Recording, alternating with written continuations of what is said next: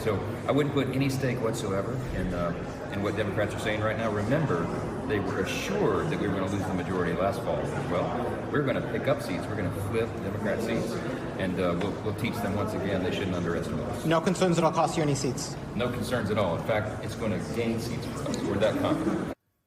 That's bold. House Speaker Mike Johnson a bit earlier this week with this prediction that President Trump's big, beautiful bill will help Republicans gain seats in next year's midterms. Those comments, though, come as a poll, matter of fact, poll after poll after poll, continues to show that the legislation is unpopular with the American public. And joining us now, we have former communications director and spokesman for Congressman Hakeem Jeffries, Michael Hardaway, and senior MSNBC political contributor and analyst Matthew Dowd. So welcome to you both. Matthew, as Republicans they're trying to spin this Trump mega bill, but there's an increasing focus on the midterms and keeping Senate control. And we have this development. You have Republican Texas State Senator Angela Paxton, who's just filed for divorce from husband Ken Paxton, the Texas Attorney General, and Senate hopeful on, quote, biblical grounds. The Texas Tribune reporting that this divorce filing cites adultery. Paxton is challenging the incumbent Senator John Cornyn. It's a race Paxton has consistently led against Senate Republican wishes. Why do you think the party is nervous about Paxton, and where do you see his political future? Well, they're nervous about Paxton living here in Texas is because he's highly unpopular in the general electorate. And so he's very popular among Republican primary voters, which is why John Cornyn, the incumbent, is vulnerable and is behind right now. But he's highly unpopular because of investigations of him on fraud, all sorts of things, his conduct in office, all those sorts of this, not the least of which is this latest story. But my view on this latest story is I know Republicans and I know the NRSC has sort of launched a thing at him based on this. I don't know and understand how they can do that when they have a president in the Oval Office who cheated on his first wife with his second wife, cheated on his second wife with his third wife, and cheated on his third wife with a porn star.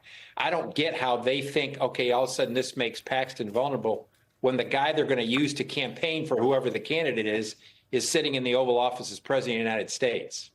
I will say, I believe Texas is considered to be part of the Bible Belt, so it does make you sort of wonder the definition there. But you have Politico reporting, Matthew, that Republican Senator Joni Ernst is on the fence right now about running for a third term next year, and that's according to three sources. Ernst won handily in both of her previous Senate bids.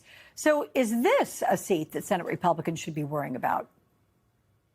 Yes. I mean, I've always thought that Iowa should sort of go back to being a swing state and being very competitive in the course of this, just like North Carolina with Tom Tillis leaving, I think is exceedingly competitive. And I think Democrats are likely to pick it up. The other thing Republicans are eyeing, not only their individual problems, Alex, but they're also this generally. Midterms are usually bad for the incumbent party. They're bad when a president has a 41% job approval rating, and they're even worse when you have an unpopular policy that they've pushed that the Democrats will be actually creating a whole storyline around. So bad midterm, bad presidential numbers combined with a bad policy they just passed makes these people wonder, should I retire and not go through this? So, Michael, part of the reason Republicans have been able to gain control over Congress, it's because they got the largest preponderance and gaining ground with low-income voters, right? It's a group that is going to bear the brunt of the cost of President Trump's big, beautiful bill. Senate Minority Leader Chuck Schumer says that is going to allow openings for Democrats next year. Do you think Democrats will be able to effectively argue their case despite their consistently low approval ratings recently? Democrats have such a perfect case. Republicans just passed this wildly unpopular bill that takes health care away from millions of people and destroys the jobs of several 100,000 others.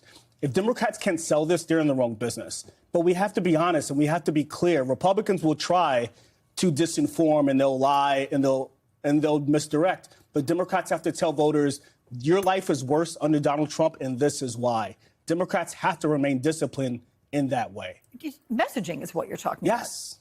It fixes everything. It really does. So there's a lack of uniformity in message or a lack of willing to, I guess, punch back in the same way they're being punched. I mean, Both. Go high, or go low, go low. Go low, all right? Play the game as it is being played. First of all, the economy is in free fall thanks to Donald Trump. Second of all, you've got this bill that has really destroyed the careers of so many people in energy, in EV, and in others. And there's no answer for that. Democrats have to make them pay. Let's imagine a hypothetical world. Okay, here it is. Ernst retires. You have former North Carolina Governor Roy Cooper, who is entering his state's race. You have Democrats recruit a strong challenge, let's say, in Maine. That will challenge the incumbent Senator Susan Collins. And then you have this Texas situation with the Attorney General Ken Paxton, who wins the primary, who Democrats believe they'd like him to be the primary candidate because they think they can beat him. If all that happens, do Democrats take back the Senate? It's very close, but they could. And by the way, back to Colin Allred, he's within 5 points of both Republican candidates. And so whether it's Paxton or whether it's Cornyn, it doesn't really matter. Yeah. Send your money and support to Colin Allred so he can win that seat. But overall, it is very possible if Democrats do this correctly and focus on pocketbook issues that we can get back to the majority in the House and the Senate in the midterms. Matthew, do you see this as being possible as well? Do you agree? Could happen? Yeah, I agree it can happen, but the least of the thing that the Democrats will do is shorten the margin in the United States Senate. And as you know, Alex, a number of the key bills passed with the vote of the vice president because it was tied. So even if they take 2 seats back and they have the Republicans have a 2-seat majority, it makes it very hard for the Republicans to govern in the Senate in after 2026.